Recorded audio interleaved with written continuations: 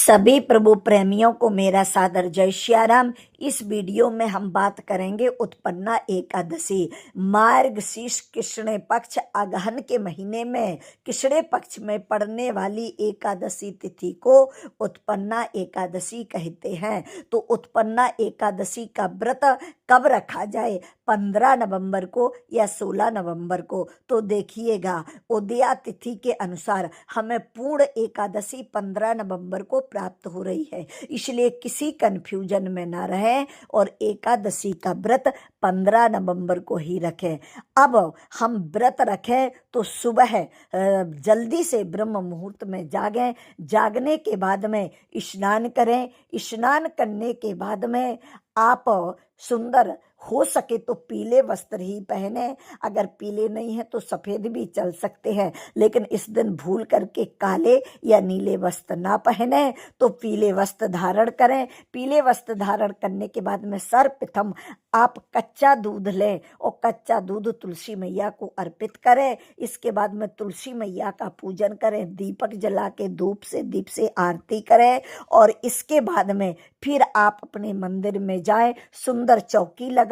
चौकी पर भगवान विष्णु माता लक्ष्मी की प्रतिमा को स्थापित करें। अगर आपके घर में लड्डू गोपाल हो तो उन्हें भी पंचामृत से स्नान करवाएं और उनको भी गंधोदक जल से स्नान करवाएं। गणेश जी महाराज की स्थापना करें और इसके बाद में षोडशोपचार से सभी का पूजन करें। पूजन करने के बाद में प्रसाद लगाए तो प्रसाद में ऋतु फल जरूर आप समर्पित करें, जैसे सिंघाड़ा है और शकलकंद है और कदली मतलब केला का भोग लगाना बिल्कुल ना भूले।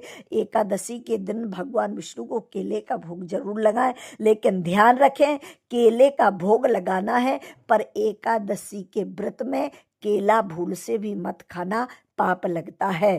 तो भगवान का पूजन करें। पूजन करने के बाद में आपको हाथ में अक्षत और चावल लेना है और चावल लेने के बाद में एकादशी व्रत की कथा को श्रवण करना है। बहुत से लोग व्रत तो कर लेते हैं, भूखे प्यासे रहते हैं, पर वो व्रत की कथा नहीं सुनते हैं, इसलिए उन्हें पूर्ण फल प्राप्त नहीं होता है।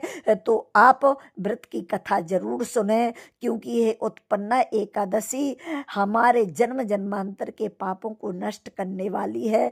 जितना फल हमें एकादशी व्रत से प्राप्त होता है उतना फल तो हमें तीर्थों में स्नान भ्रमण इत्यादि करने से भी नहीं होता है।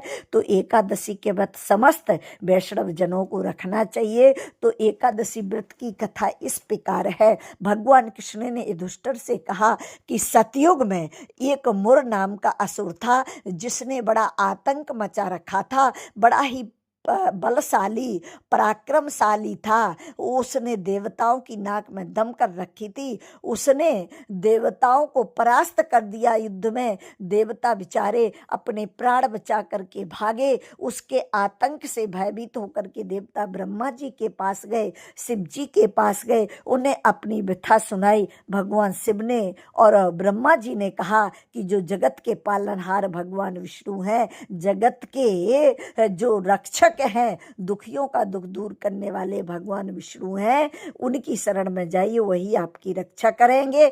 तो भगवान विष्णु की शरण में शिव जी के कहे अनुसार समस्त देवता गए और जाकर के उनकी स्तुति की, हे जगत के पालनहार, हे जगत के रचयिता, हे सृष्टि के रचयिता, हे हम सबके रक्षक, हम आपकी शरण में हैं, रक्षा कीजिएगा। भगवान विष्णु ने कहा कि कैसे आए हो? तब उन सब ने कहा कि ये जो मुर नाम का असुर है, यह है, इसके आतंक से हम सब लोग बड़े व्यत्रस्त हैं। प्रभु, इसने हमारा स्वर्ग भी छीन लिया है, आप हमारी रक्षा करो, रक्षा करो। तब भगवान विष्णु ने कहा ठीक है। भगवान विष्णु ने उससे युद्ध किया और युद्ध 10,000 वर्ष तक चला। वो तो मर ही नहीं रहा था। तब भगवान हिमालय की गुफा में चले गए, पीछे पीछे वह भी चला गया। तब भगवान वहाँ जाकर के आराम करने लगे।